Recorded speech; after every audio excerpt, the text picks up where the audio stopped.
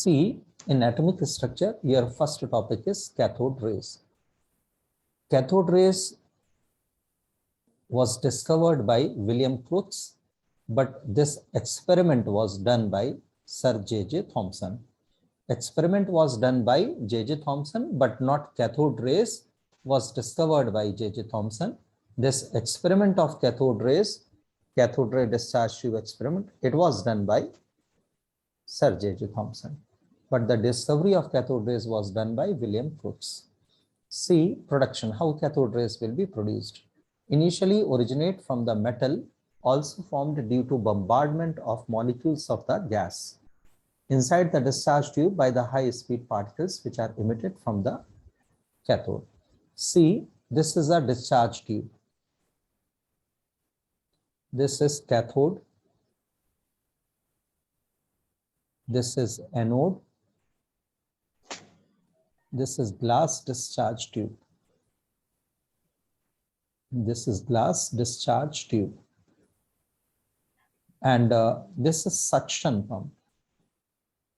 This is suction pump. See, gases usually do not conduct electricity. But if we provide certain special conditions, then gases can also conduct electricity. What these two conditions are? First condition, potential difference between cathode and anode means these two electrodes should not be less than 10,000 volts. Potential difference should not be less than 10,000 volts. It should be greater than or equal to minimally 10,000 volts. Second, atmospheric pressure inside this discharge tube should be equal to 0.001 mm of Hg. If atmospheric pressure inside the discharge tube will be 0.001 mm of Hg and potential difference between these two electrodes are minimally 10,000 volts, then only gases also can conduct electricity. Otherwise, gases do not conduct electricity. Since these rays are originating from this cathode, so are called cathode rays. And electrons will be traveling from this cathode to anode, and electric current will be traveling opposite to the direction of the motion of the electrons. Electric current will be flowing from anode to cathode. This will be the direction of the current, just opposite to the direction of the electron. So this is a cathode ray discharge tube experiment. Now see here, this is what they have written. This all cathode ray discharge tube experiment they have written. There I wrote that actual discharge tube experiment. And see, as I told you, atmospheric pressure inside the discharge tube must be equal to 0.001 mm of Hg, and potential difference between the electrodes must not be less than 10,000 volts. Now see, if there will be pressure inside the discharge tube of 1 atm, if inside the discharge tube there is pressure 1 atm, that's normal pressure. That's normal pressure. Then even at high voltage, nothing will be observed, means no current will be flowing. Even if very high voltage, then also current will not be flowing. If pressure is normal, that is 1 atm. If pressure is 0.01 atm, gas emits light, and color of light depends upon the nature of the gas. And if pressure is 10 to the power minus 4 atm, then walls of discharge tube opposite to cathode starts glowing with a faint greenish light called fluorescence. It is due to bombardment of the glass walls of the tube by the rays emitted from the cathode and are called cathode rays.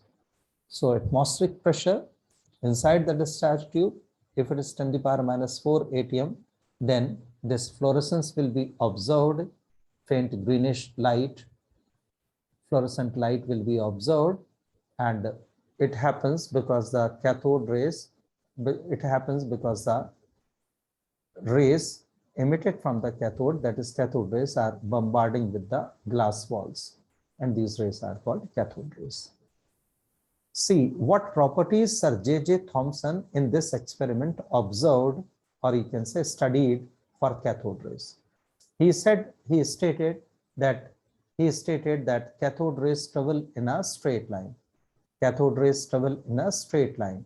How we can say cathode rays travel in a straight line? Because cathode rays are casting shadows now.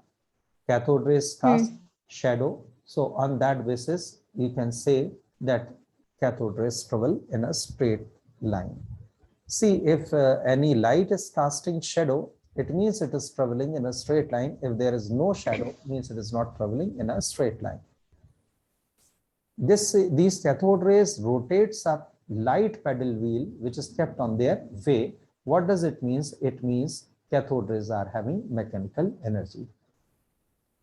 These cathode rays are made of negatively charged material particles. How we can say it is made of negatively charged material particles? Because it is deflected towards the positively charged electrode, that is anode. So it means it is made of negatively charged particles. These cathode rays causes ionization of gases. These cathode rays affects photographic plates known as, this process of affecting of photographic plate is known as fogging. These cathode rays produces heating effect when made to strike on a metal foil. These cathode rays can easily penetrate thin metal foils of aluminium, made of aluminium. These cathode rays can penetrate thin metal aluminium foil. If these cathode rays, this is an anti-cathodic material. What this is? This is ebonite rod, that is anti-cathodic material. When these cathode rays fall on this anti-cathodic material and will reflect from that anti-cathodic material, so these are cathode rays, and when these cathode rays strikes on the anti-cathodic wall of the anti-cathodic material, that is ebonite rod, then these rays are produced after reflection. These rays are called X-rays. Why it was known as X-rays? Because that time these rays were not known. So for unknown quantity, they gave this X-rays name, and was discovered by Rontgen. Who discovered these X-rays? Rontgen. So these are the X-rays produced by the secondary effect of cathode rays.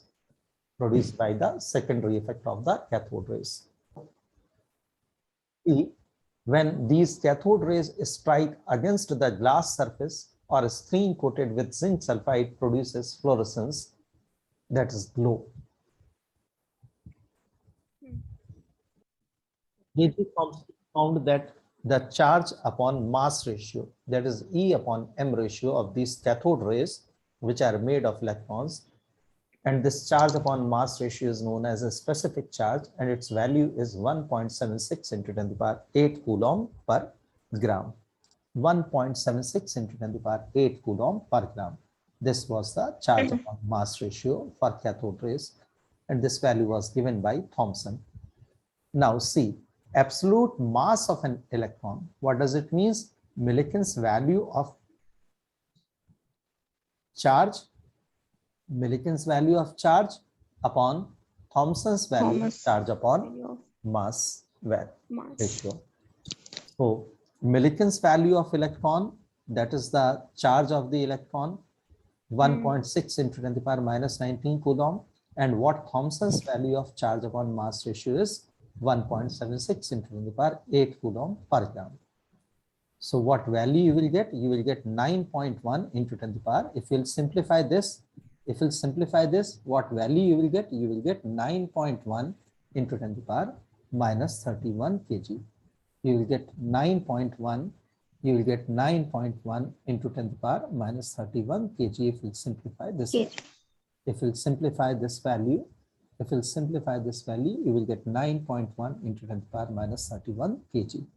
Now see, since here you are talking about the charge upon mass ratio, that is Thomson's value of charge upon mass, or you can say you are talking here about the absolute mass of an electron, then here itself we will be talking about the absolute mass of hydrogen atom too.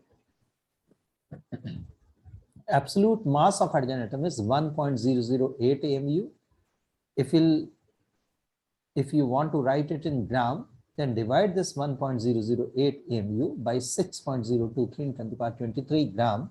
You will get the answer there in gram. That is 1.67 into 10 to the power minus 24. Minus 24. This is the absolute mass of the hydrogen atom. Actually, what all these points in between the topics are written, these points are questions which they already asked there in previous years. They are in different exams. So we should remember all these things. It is, you are talking about cathode rays and suddenly you started talking about the absolute mass of H atom. So why I wrote all these points? Because these were there in the form of questions. And since we are talking here about the mass of an electron, that's why I wrote this on. So can be there in the form of questions again. So what about the mass of the electron? That is already said, that is in gram, it will be 9.1 in 10 to the power minus 28 gram.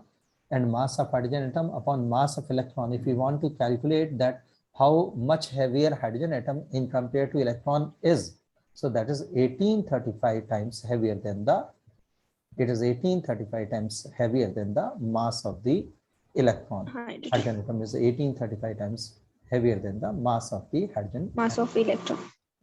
Mass of the electron. So here by mistake I wrote 183. It is not 183, it is 1835. So now as you discussed about cathode rays, like that anode rays are also there. Everything will remain the same.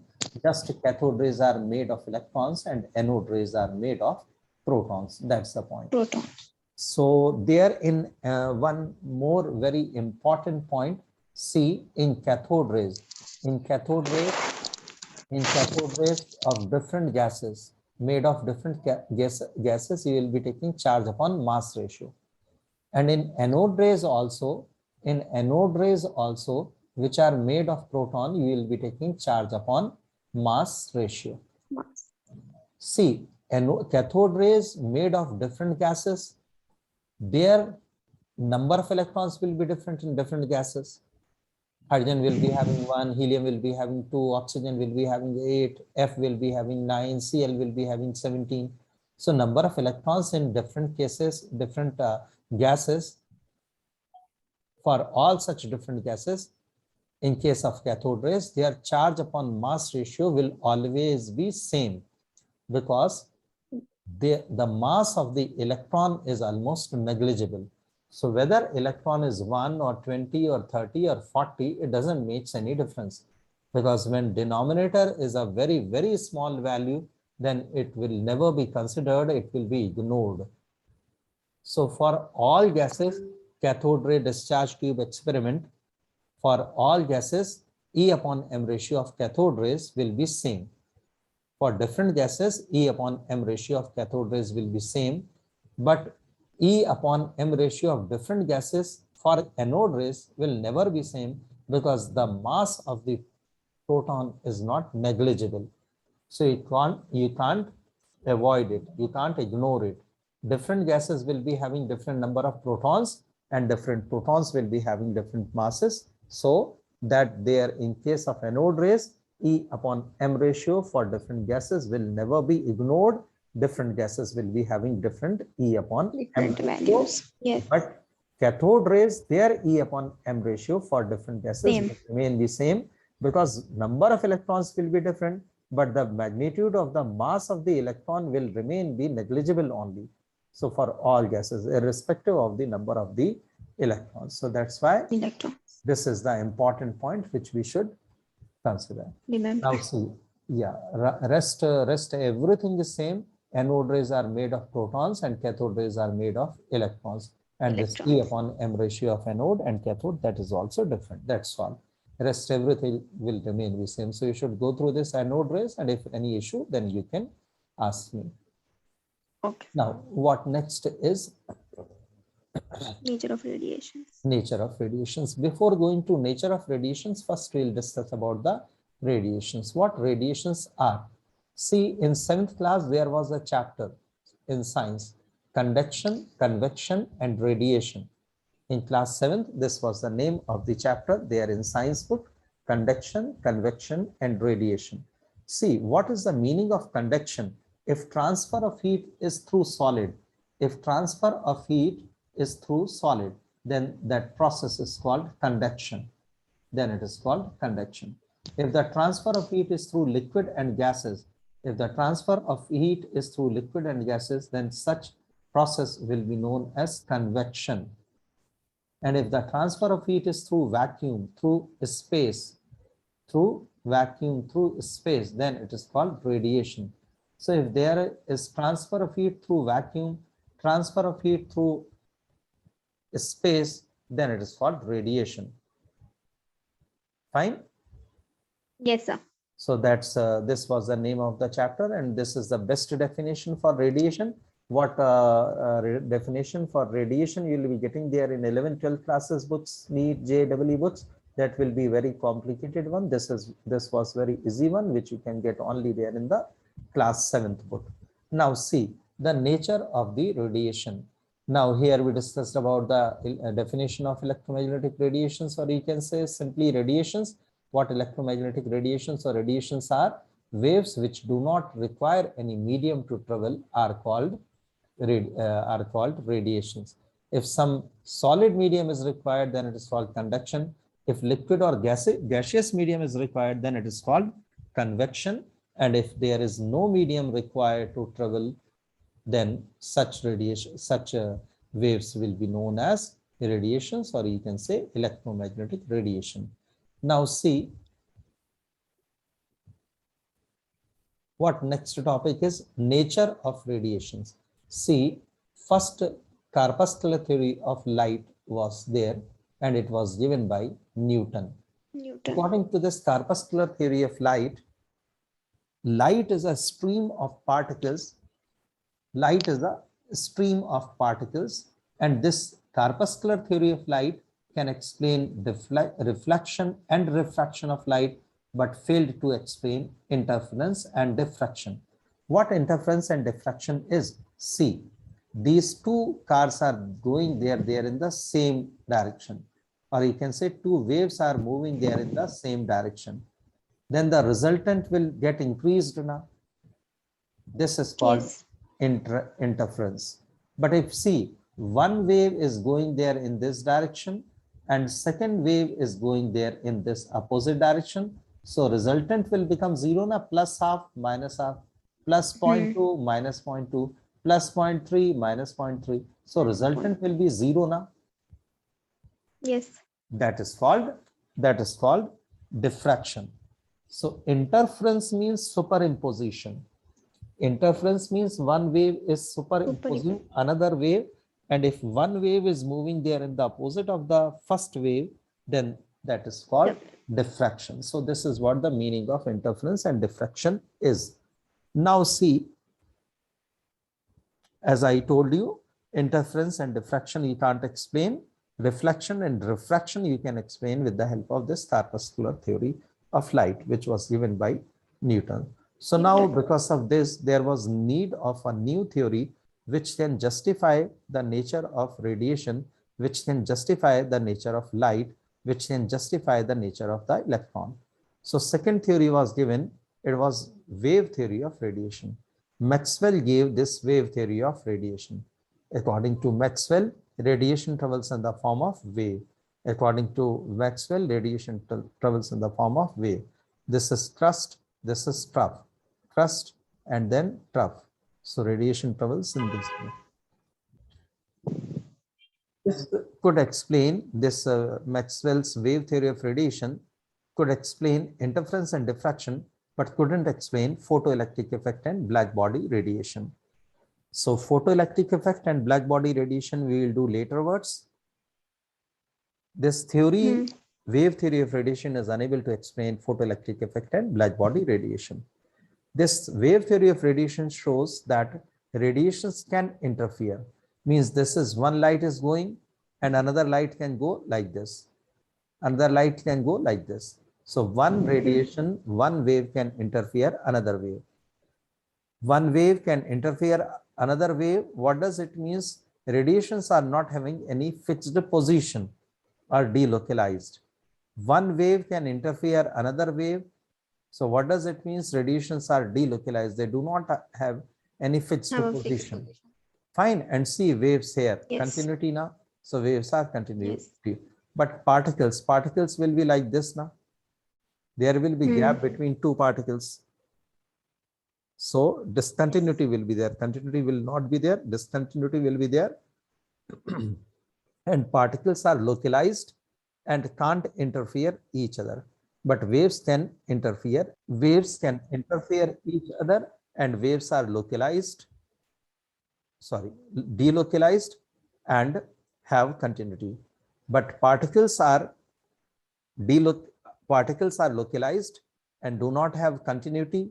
There will be gap between them and can't interfere each other. Means without dislocating one particle from its position, another particle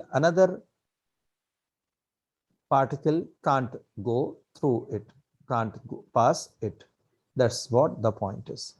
So here this again German and Davison is written. So why we discussed about this Davison and Germer? Because Davison and Germer's experiment confirms the wave nature of electron, and this point was there in the examination. So see, in waves continuity is there, and in particles gap between them is there. So that is what we will be doing the next. Now see, interference and diffraction is already done. So now what Yes. next is quantum or particle theory of radiation. Quantum theory of radiation or particle theory of radiation. This theory was given by Max Planck. This theory was given by Max Planck. According to Max Planck's quantum theory of radiation, see, it was difficult for me to remember. In Maxwell, W is there now. In wave theory also W is there. So Maxwell wave theory, Planck's quantum theory, both are Max na, but that was Maxwell and this is Max Planck.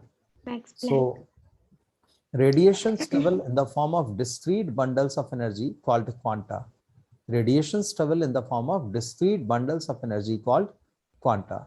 This could explain photoelectric effect and black body radiation. Radiation travels in the form of small packets of energy called quanta, and these radiation travels in the form of discrete bundles of energy called quanta, and this quantum or particle theory of radiation could explain photoelectric effect and black body radiation. This shows that radiations can't interfere, are localized, and have discontinuity, just opposite to the wave. This quantum theory was first used by Bohr to explain the structure of atom. Bohr used first time this quantum theory of radiation to justify the structure of the atom. Now see,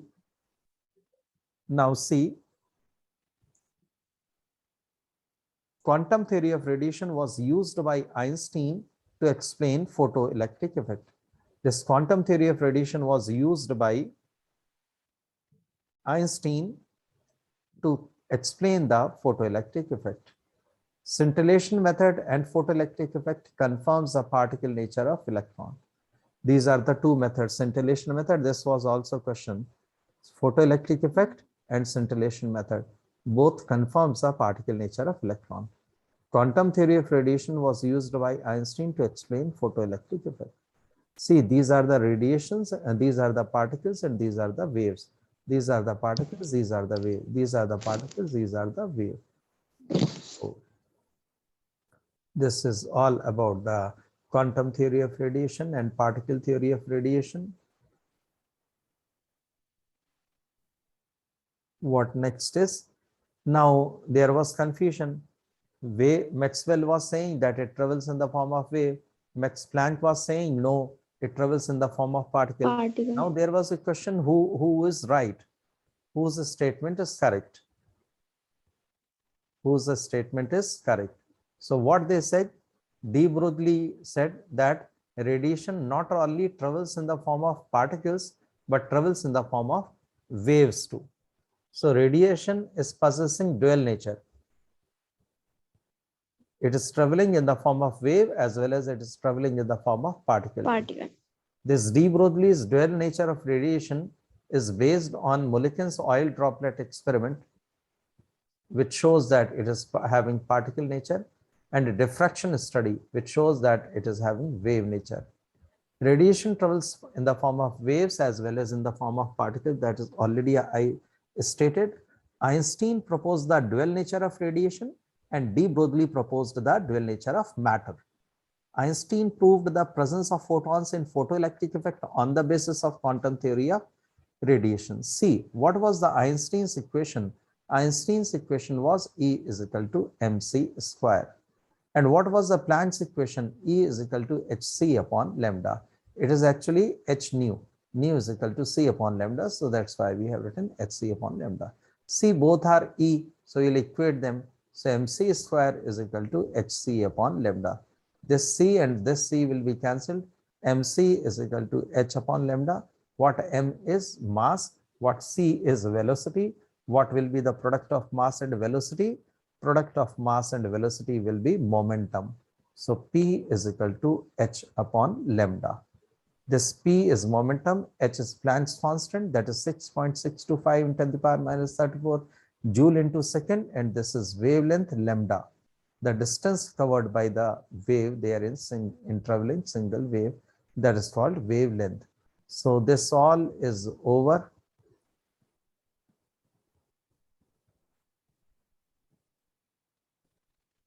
This all is over. Yes, sir. Now see. Now see here. This equation is only applicable. What equation we wrote here? Mc square is equal to Sc upon lambda. Then Mc is equal to h upon lambda. Mc is P, so P is equal to Mc. That is momentum Right. is equal to h upon lambda. So lambda is equal to h upon P, or lambda is equal to h H upon by MC. mc. Both are one the same thing. So gamma is equal to nu upon h upon m. Gamma is equal to what? Gamma is C here. C is equal to velocity. Lambda is equal to wavelength. M is equal to mass. H is Planck's constant. P is momentum. Now what they are writing here? They are writing here Y gamma is equal to nu upon h upon mv. What gamma is? Gamma is frequency. What gamma is? Frequency. So gamma is equal to nu upon h upon mv. So it will be mv square upon h. That will be equal to twice of kinetic energy. mv square upon h is equal to twice kinetic energy Is of kinetic energy. upon lambda. This is microscope. This equation is applicable to microscopic objects only. Now see, what is the significance of de Broglie's concept? What is the significance of de Broglie's concept? Angular momentum in closed orbits are quantized. That's mvr is equal to nh upon 2 pi. What second point is, the wavelength associated with a moving object is inversely proportional to its mass. If an object will be having more mass, then its wavelength will be less. More the mass, lesser will be the distance covered by the wave. So this is the significance of de Broglie's concept. See, if you will be taking daily life objects such as car, elephant, or some more heavy, higher weight having objects, then for them this will not be correct. This is correct only for microscopic objects only. This is correct only for microscopic objects only. This we can justify there in Heisenberg's uncertainty principle. What Heisenberg's uncertainty principle is? Heisenberg's uncertainty principle is Exact position and direction of the particle cannot be known at the same time. Yeah, change in position and change in momentum of a microscopic particle can't be determined simultaneously with certainty. Can't be determined simultaneously with certainty. Both things, change in position and change in momentum, can't be decided simultaneously, can't be decided simultaneously with certainty. So this is what the Heisenberg's uncertainty principle is. Now see what del P is. Del P is equal to M del C. So instead of del P, you will be writing M del C. Del X into M del C is equal to H upon 4 pi. 4 pi. So this is the derivation for this, and that is what it is written here downside. That's what they have. This is also applicable for microscopic objects. See why it is applicable only to microscopic objects. Now see, if we'll take, what have we taken? Del x into m del c is greater than or equal to h upon 4 pi. Fine. If it is heavy object, if it is daily life objects, what's the relationship between m and del x? Inverse relation. If it is daily life object, if it is car, if it is elephant, if it is train, if it is aeroplane, very heavy, very high mass containing objects. So if mass is more, then uncertainty in position will be less now. If mass is Yes. more, then uncertainty in position will be less. So in such heavy duty objects, in such daily life objects, elephant, car, train, aeroplane, there this Heisenberg's uncertainty principle can't be applied because it Applied. won't be true. If this is more, this will be less now. Uncertainty in position less. Uncertainty in position is less. What does it mean? Uncertainty in position is less. What does it mean? That will not be following Heisenberg's principle. So this is what Heisenberg's uncertainty principle is.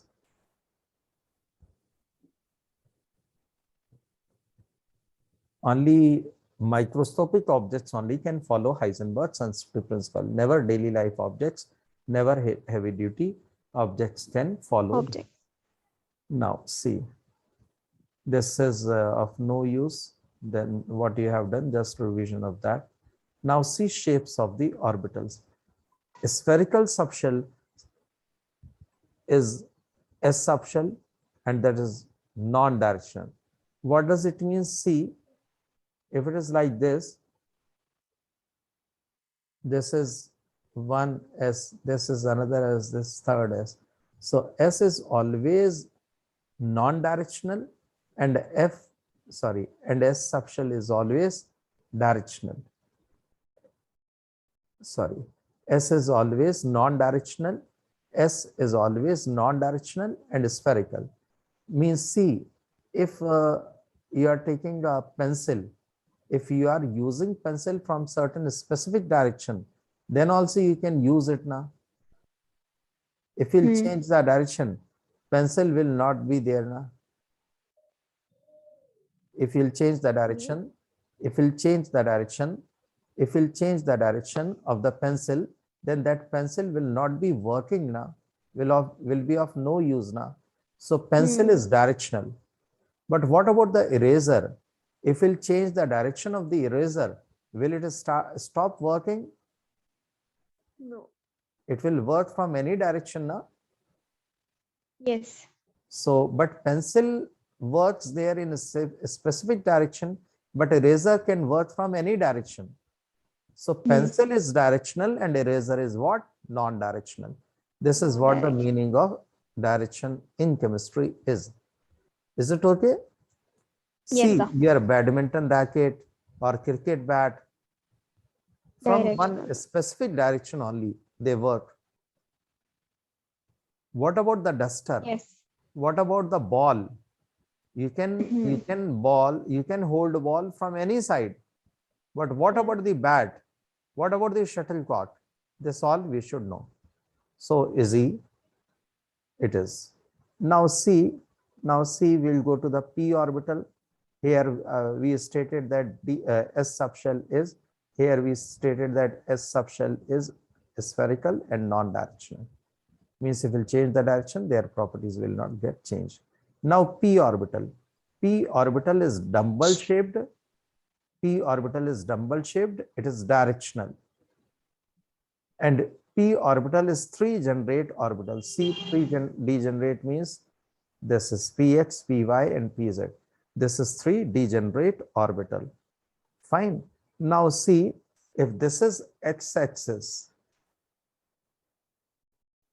then this will be known as px. And if it is y-axis, it will be known as py. And if it is whether 2px or 3px or whatever it is, if it is z-axis, then this will be known as pz. So if we'll change the direction there in case of p, their properties will get changed. What does it means? It is dumbbell shaped now. It is not spherical. S was spherical. Spherical means ball-like, and balls are never having any direction. Now see p orbital. P orbital is dumbbell shaped. P orbital is dumbbell shaped and directional. What does it mean? It means if we'll change the direction, their properties will get changed. So this is px, this is py, this is pz. Now see.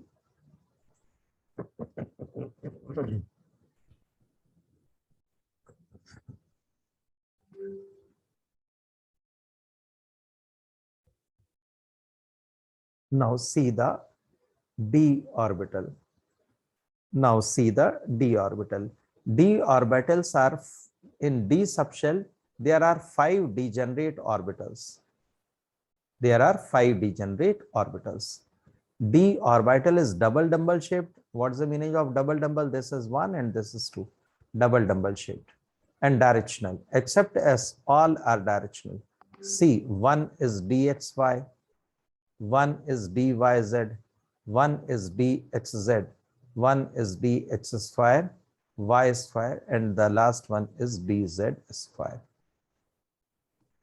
Fine. This dz square will always be having m value 0.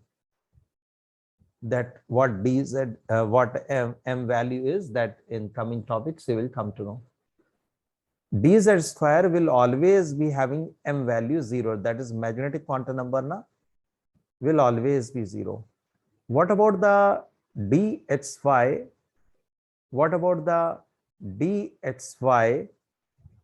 What about the dxy and dx square y square? There will be, if one is plus 2, another will be minus 2. If one is plus 2, another will be minus 2. Fine. So if dxy is plus 2, then dx square y square will be minus 2. And if dxy is minus 2, then dx square y square will be plus 2. dxz and dyz will be having either plus 1 or minus 1. If dyz is plus 1, dxz will be minus 1 and vice versa. So dz square will always be 0. Dx square y square will be having certain value, that is either plus 2 or minus 2. dxy also same, either plus 2 or minus 2. What about dyz and dxz? There m value will be either plus 1 or minus 1. That's the point. But dz square, m value will always be 0. So that's written here. Now, what next is?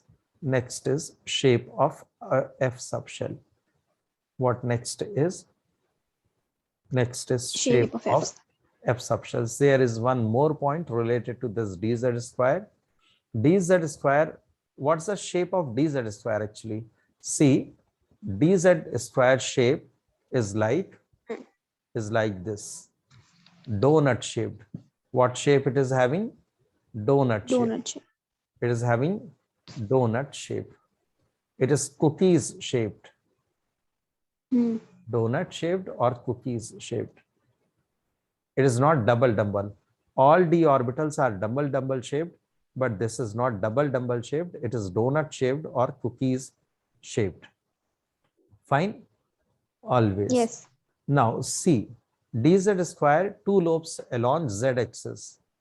These are 2 lobes along z-axis. This is z-axis. So 2 lobes along z-axis only, and ring, this ring of negative charge surrounding nucleus in which plane? X and Y plane. This ring of negative charge surrounding nucleus in XY plane. And these 2 lobes will be there in the Z-axis. Hmm. Now see, f orbitals, the shape of the f orbital is complex. It is still not known. So that's why scientists even don't know. So that's why we write always for this shape of X subshell f orbital, that is complex shaped. It is having 7 degenerate orbitals. This is 7 now. So need not to bother about all these names. 1, 2, 3, 4, 5, 6, 7.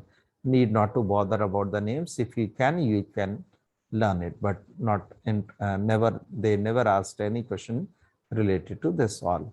So shapes are also, F is complex, even scientists do not know, so how we can say anything about them. So this was all about the shape of the subshell also. Is it okay for today? Actually, I'm not feeling well. Fine. So this quantum number, hello, this quantum number is a separate topic. This quantum Yes. number is a separate topic. So we'll do it in next class, and is a big topic. In one class itself, it will be finished. So we'll Okay, sir. start this. We won't be starting because now it won't be finished, and I am not feeling well too. So we'll do it on Monday. Fine. Okay, sir. This you should remember all Yes. these m values of different subshells, because these m values will be used here. They are in the quantum numbers. Fine. That's all for today. Yes, sir. Thank you very much. Yes. Thank you, sir. Good night.